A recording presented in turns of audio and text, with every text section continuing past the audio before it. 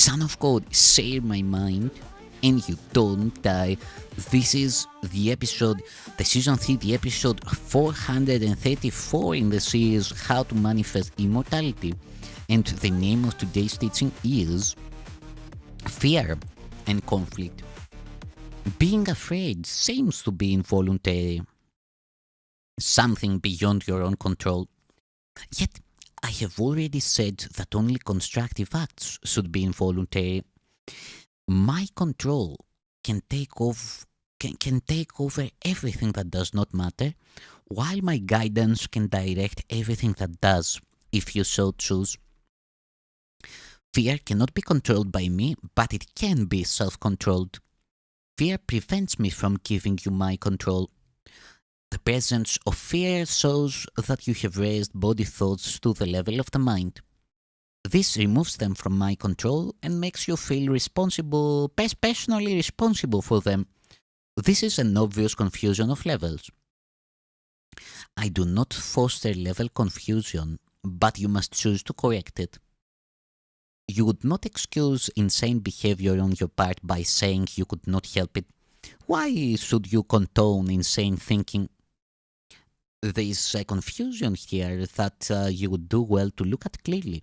You may believe that you are responsible for what you do, but not for what you think.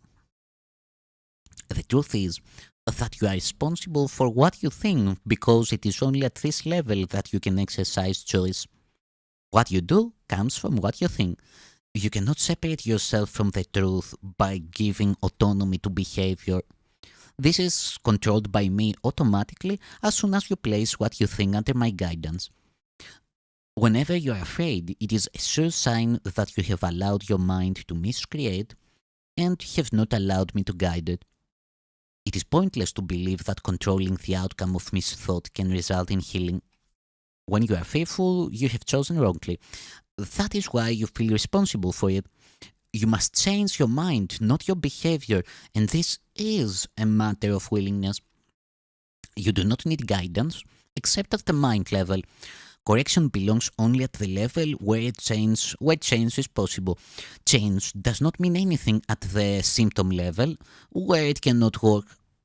The correction of fear is your responsibility. When you ask for release from fear, you imply that it is not.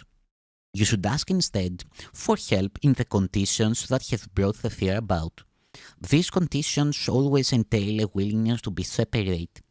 At that level, you can help it. You are much too tolerant of mind wandering and are passively condoning your mind's miscreations. The particular result does not matter, but the fundamental error does. The correction is always the same. Before you choose to do anything, ask me if your choice is in accord with mine. If you are sure that it is, there will be no fear. Fear is always a sign of strain arising whenever what you want conflicts with what you do. This situation arises in two ways. First, you can choose to do conflicting things either simultaneously or successively. This produces conflicting behavior which is intolerable to you because the part of the mind that wants to do something else is outraged. Second, you can behave as you think you should, but without entirely wanting to do so. This produces consistent behavior but entails great strain. In both cases, the mind and the behavior are out of accord, resulting in a situation in which you are doing what you do not wholly want to do. This arouses a sense of coercion that usually produces rage, and projection is likely to follow. Whenever there is fear, it is because you have not made up your mind. Your mind is therefore split, and your behavior inevitably becomes erratic. Correcting at the behavioral level can shift the error from the first to the second type, but will not obliterate the fear. It is possible to reach a state in which you bring your mind under my guidance without conscious effort, but this implies a willingness that you have not developed as yet. The Holy Spirit cannot ask more than you are willing to do. The strength to do comes from your undivided decision. The strength to do comes from your undivided decision. There is no strain in doing God's will as soon as you recognize that it is also your own. The lesson here is quite simple, but particularly apt to be overlooked. I will therefore repeat it I will therefore repeat it, urging you to listen. Only your mind can produce fear. It does so whenever it is conflicted in what it wants, producing inevitable strain because wanting and doing are discordant. This can be corrected only by accepting a unified goal. The first corrective step in undoing the error is to know first that the conflict is an expression of fear. Say to yourself that you must somehow have chosen not to love, or the fear could not have arisen. Then the whole process of correction becomes nothing more than a series of pragmatic steps in the larger process of accepting the atonement as the remedy. These steps may be summarized in this way. Know first that this is fear. Fear arises from lack of love. The only remedy for lack of love is perfect love. Perfect love is the atonement. I have emphasized that the miracle or the expression of atonement is always a sign of respect from the worthy to the worthy. The recognition of this worth is re-established by the atonement.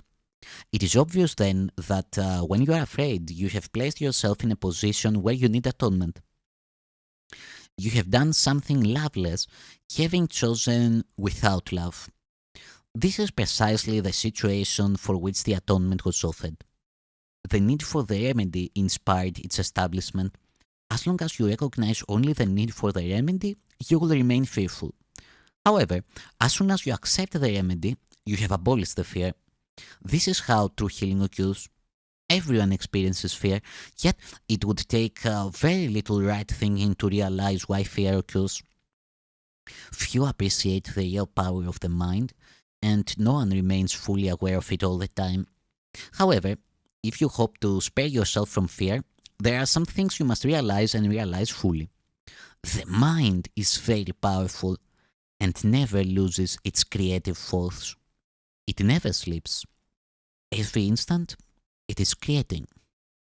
It is hard to recognize that thought and belief combine into a power surge that can literally move mountains. It appears at first glance that to believe such power about yourself is arrogant, but that is not the real reason why you do not believe it. You prefer to believe that your thoughts cannot exert real influence because you are actually afraid of them. This may allay awareness of the guilt, but at the cost of perceiving the mind as impotent. If you believe that what you think is ineffectual, you may cease to be afraid of it, but you are hardly likely to respect it.